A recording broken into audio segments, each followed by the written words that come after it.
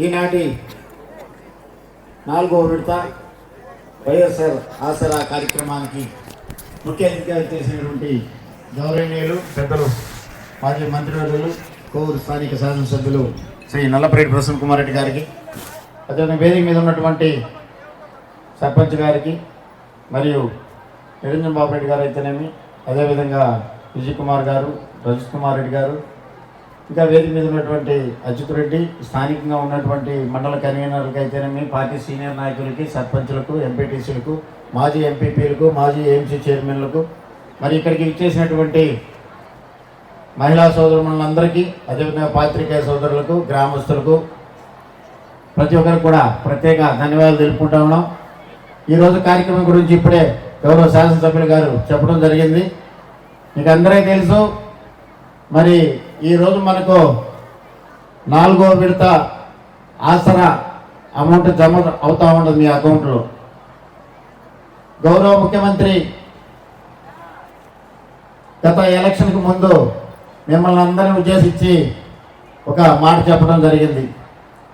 మీరు ఏప్రిల్ 11, 2019 నాటికి ఎలక్షన్లో మీరు ఓటేసే నాటికి మీ యొక్క పొదుపు సంఘాల ద్వారా ఎన్ని లక్షలు అప్పు ఉన్నా కానీ నా ప్రభుత్వం వైఎస్ఆర్ కాంగ్రెస్ పార్టీ ప్రభుత్వం ఏర్పడ్డ తర్వాత 4 విడతల గౌరవప్రదంగా మీ అకౌంట్లో జమ చేసి ఆ అమౌంట్ని నేను క్లియర్ చేస్తానని చెప్పడం జరిగింది. దాంట్లో భాగంగానే ఈరోజు 4వ విడత మీ అకౌంట్లో జమ అవుతా ఉంది. ఒకసారి ఆలోచించండి, గతంలో ఆంధ్రప్రదేశ్ విడిపోయిన తర్వాత మరి ఈ యొక్క విడిపోయిన రాష్ట్రాన్ని ఆదుకోవాలంటే ఏదైనా అనుభవం ఉన్నటువంటి వ్యక్తి ఉంటే ఈ రాష్ట్రం అభివృద్ధి దిశగా ముందుకు తీసుకెళ్తారని ఒకసారి మనం చంద్రబాబు నాయుడుకి ఓటేశాం. ఆయన అప్పటికే మేనిఫెస్టోలో 600 వాగ్దానాలు చేశారు. మరి మహిళలకు మీకు తెలుసు ఎన్ని వాగ్దానాలు చేశారో, ఎన్ని ఆయన వచ్చేసి ఆ వాగ్దానాలు పూర్తి చేశారో మీకు అందరికీ తెలుసు. గౌరవ ముఖ్యమంత్రి వైఎస్ జగన్మోహన్ రెడ్డి గారు చేసిన వాగ్దానాలు 9 అయితే ఇప్పటికే 33 వాగ్దానాలు మీ ముందు పెట్టాడు. ఒక ఆసరే కాదు, చేయూతని, 0 వడ్డని, అమ్మ ఒడని, మరి వచ్చేసి మీకు చేదోడని, మరి ఏ కార్యక్రమం చేపట్టినా మహిళలే ముందు పెట్టి, మహిళలైతే ఆ కుటుంబ బాధ్యత తీసుకుంటారు. తద్వారా కుటుంబం బాగుపడుతుంది.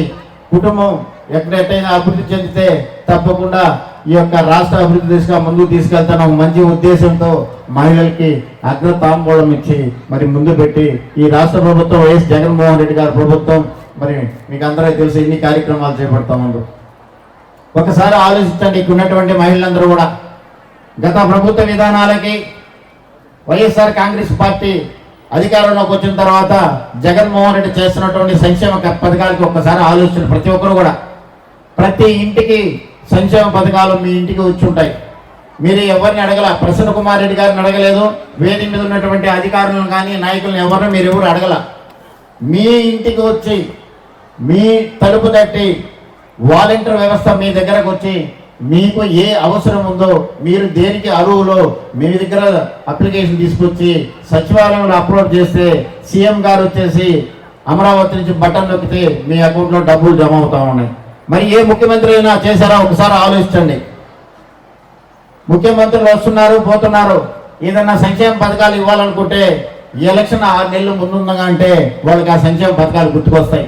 కానీ ఈ ముఖ్యమంత్రి వైఎస్ జగన్మోహన్ రెడ్డి గారు ఏ రోజైతే ముఖ్యమంత్రిగా పదవి స్వీకారం చేపట్టాడో ఆ రోజు నుంచి సంక్షేమాన్ని ఆయన చెప్పినటువంటి సంక్షేమాలు తూచా తప్పకుండా రాష్ట్ర ప్రజలకి అందించినటువంటి ఘనత వైఎస్ జగన్మోహన్ రెడ్డి గారిది. మరి చెప్పిన ప్రతి కార్యక్రమాన్ని చేసుకుంటూ మరి ఈ రాష్ట్రంలో ఉన్నటువంటి పేద బడుగు బలహీన వర్గాల వారిని మరి ఆర్థికంగా ఎదగాలి, గౌరవప్రదంగా బతకాలి, ఈ విధంగా ఉంటేనే ఈ రాష్ట్రం అభివృద్ధి చెందాలని ఎన్నో కష్టాలు కోర్చి మరి రాష్ట్రంలో ఆర్థికంగా ఇబ్బంది ఉన్న ఇబ్బందులను పక్కన పెట్టి మీకు చెప్పిన మాట ప్రకారం ప్రతి పథకాన్ని మన అకౌంట్లో వేసినటువంటి ముఖ్యమంత్రి ఈ దేశంలో ఎవరైనా ఉన్నారంటే అది వైఎస్ జగన్మోహన్ రెడ్డి గారు. ఒక్కసారి ఆలోచించాలి. మరి ఈ యొక్క నియోజకవర్గంలో ఇప్పటికే కొంతమంది గజ దొంగలు జ్వరపడ్డట్టుగా ఎట్టబడితే అటు వచ్చేస్తూ ఉన్నారు. ఏమంటే ఈ 4 సంవత్సరాలు 9 నెలలు ప్రసన్న కుమార్ రెడ్డి అక్కడేమో జగన్మోహన్ రెడ్డి గారు పరిపాలించి మిమ్మల్ని బ్రహ్మాండంగా చూసుకొని మరి సంక్షేమ పథకాలు అందిస్తూ ఉన్నారు.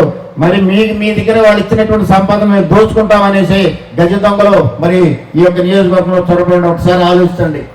వేషాల ద్వారా వస్తున్నారు.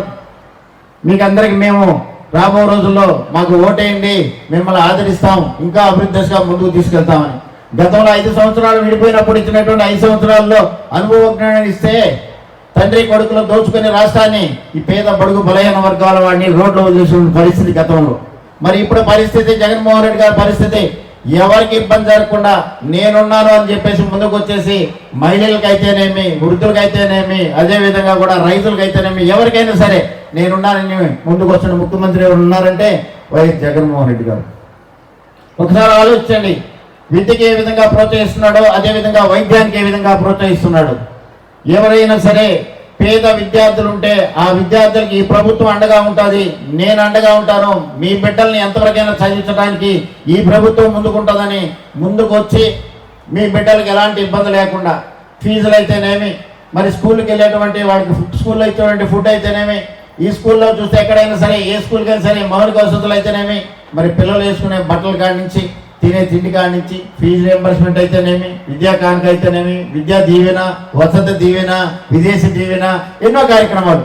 చదువు కావాలి, ఈ రాష్ట్రం అభివృద్ధి చెందాలంటే చదువే కావాలి, చదువు ద్వారా ఈ రాష్ట్రాన్ని అభివృద్ధి చెందొచ్చు. కాబట్టి భావితరాలకు ఇప్పుడు ఉన్నటువంటి పిల్లలకి మంచి చదువు చదివిస్తే ఈ యొక్క రాష్ట్రం అభివృద్ధి దిశగా ముందుకెళ్తుంది. దేశంలోనే అగ్రగామి స్థానంగా ఉండాలంటే చదువు ఒకటే ముఖ్యమని గౌరవ ముఖ్యమంత్రి గారు ఈ యొక్క కార్యక్రమాన్ని చేపడుతూ ఉన్నారు. ఒకసారి ఆలోచించాల తల్లులరా, ఒకసారి ఆలోచించండి. మన బిడ్డలు ఈరోజు ఏ విధంగా స్కూల్కి వెళ్తున్నారో ఒకసారి ఆలోచించాలి ప్రతి ఒక్కరు. గతంలో గత ప్రభుత్వం ఏదైనా విద్య గురించి కానీ మన బిడ్డల గురించి కానీ ఏమైనా ఆలోచిందా ఒకసారి మీరందరూ ఆలోచించాలి. ఇప్పుడు గౌరవ శాసనసభ్యులు గారు చెప్పినట్టు ఇన్ని సంక్షేమ పథకాలు ఇన్ని కార్యక్రమాలు చేపట్టినటువంటి ప్రభుత్వం ఏది లేదు. మరి ఏదో ఆసరా ద్వారా మిమ్మల్ని అంతా ఇక్కడ చేర్పించి ఈ యొక్క కార్యక్రమాలు చెప్తున్నారంటే ముందు 2 నెలల్లో ఎలక్షన్ జరగబోతూ ఉన్నాయి. ఈ ఎలక్షన్లో రకరకాల వేషగాళ్ళు వస్తూ ఉన్నారు, మాయ మాటలు చెప్తా ఉన్నారు. ఏ ప్రభుత్వం అయితే మీరు నమ్మదగిన ప్రభుత్వం, ఏ ప్రభుత్వం అయితే మీరు చెప్పిన పనులు చేస్తుందో, ఏ ప్రభుత్వం అయితే మన బిడ్డలకి అండగా ఉంటుందో, ఏ ప్రభుత్వం అయితే మన వృద్ధులకు అండగా ఉంటుందో, ఏదైతే మనకు న్యాయం చేస్తుందో ఒకసారి మీరే ఆలోచించండి. గతంలో లాగా అబద్ధాలు చెప్పేసి మరి చేయకుండా ప్రభుత్వానికి మీరు స్థానం ఇవ్వద్దు. మీ మనసు సాక్షిగా మీకు ఏ ప్రభుత్వం అయితే అండగా ఉన్నది, మరి కోవిడ్ పరిస్థితులు అయితేనేమే, వరదలు వచ్చినా కానీ ఇంకేదైనా ఉప్పెనలు వచ్చినా కానీ ఏ నాయకుడు మీ వెంట ఉన్నారు? ప్రసన్న కుమార్ ఉన్నారా లేకపోతే వేరే వాళ్ళు ఉంటారో ఒకసారి ఆలోచించండి. అనునిత్యం ప్రజలతో ఉంటూ ప్రజల సమస్యలు మమేకం అవుతూ నియోజకవర్గ అభివృద్ధినే మరి వాళ్ళ కుటుంబం ఎంతో అభివృద్ధి చెందాలంటే ఈ నియోజకవర్గం అభివృద్ధి ముందు చూస్తారు ఏదైనా.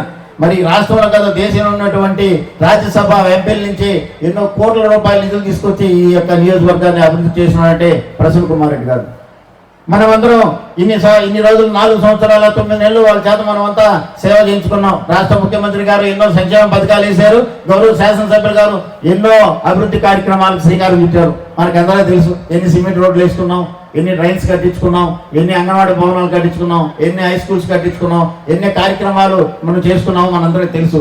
కాబట్టి ఇప్పుడు మనకు మన అవసరం వాళ్ళకి తోడైందిగా కావాల్సి వచ్చింది. కాబట్టి ప్రతి ఒక్కరూ ఆలోచించి మరి మన ఆశీర్వాదం మరి వాళ్ళతో తోడై నడిచి మరి రాబో రోజుల్లో మరి ఇటువంటి సంక్షేమ కార్యక్రమాలు ఇటువంటి సంబరాలు జరుపుకోవాలనుకుంటే మరి ఇక్కడ ఉన్నటువంటి అధినాయకత్వాన్ని మళ్ళీ మనం ఎంపిక చేసుకోవాల్సిన అవసరం ఎంతైనా ఉంది.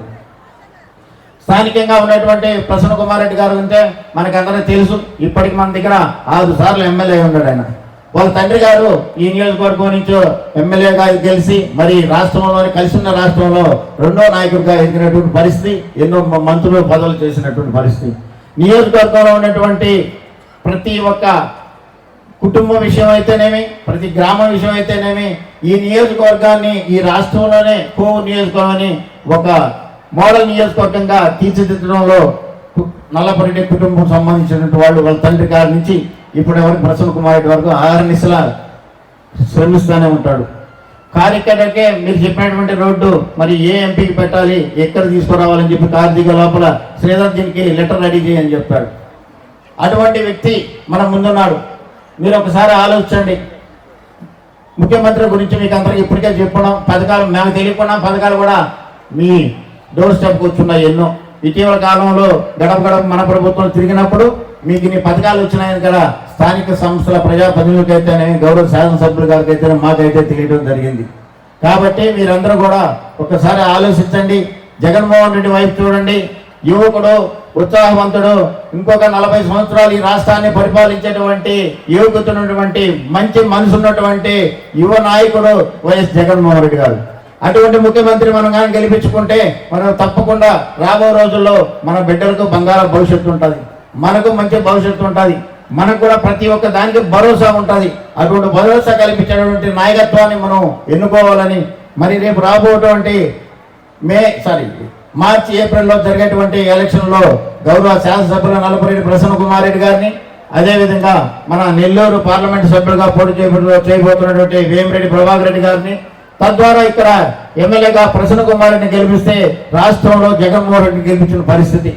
మరి రాబో రోజుల్లో రేపు ఇంకా ఎన్నో సంక్షేమ పథకాలతో మీ ముందుకు వచ్చేటువంటి ప్రభుత్వం వైఎస్ఆర్ కాంగ్రెస్ పార్టీ ప్రభుత్వం. కాబట్టి ఆసరా ద్వారా వచ్చినటువంటి ప్రతి తల్లులకు, ప్రతి అక్క చెల్లెలకు, ప్రతి ఒక్కరికి నేను మనసారా కోరుకుంటూ మీ ద్వారా, ఈ యొక్క సభ ద్వారా మీకు ఈ రాష్ట్ర ప్రభుత్వం ఇస్తున్నటువంటి సంక్షేమ కార్యక్రమాలన్నీ మీకు మీ ముందు వివరించి మీ మనసు ఒకసారి ఆలోచించమని చెప్పేటువంటి వేదికగా తీసుకొని ఈ యొక్క కార్యక్రమంలో ఇక్కడ భాగస్వాములైనటువంటి ఈ యొక్క ఆసరా కమిటీ సభ్యులకు, మరి వేదిక మీద ఉన్న పెద్దలకు, వచ్చినటువంటి ప్రతి ఒక్క అక్క చెల్లెలకు, మహిళలందరికీ కూడా ప్రత్యేక ధన్యవాదాలు తెలుపుకుంటూ సెలవు తీసుకుంటా ఉన్నాను. జై హింద్.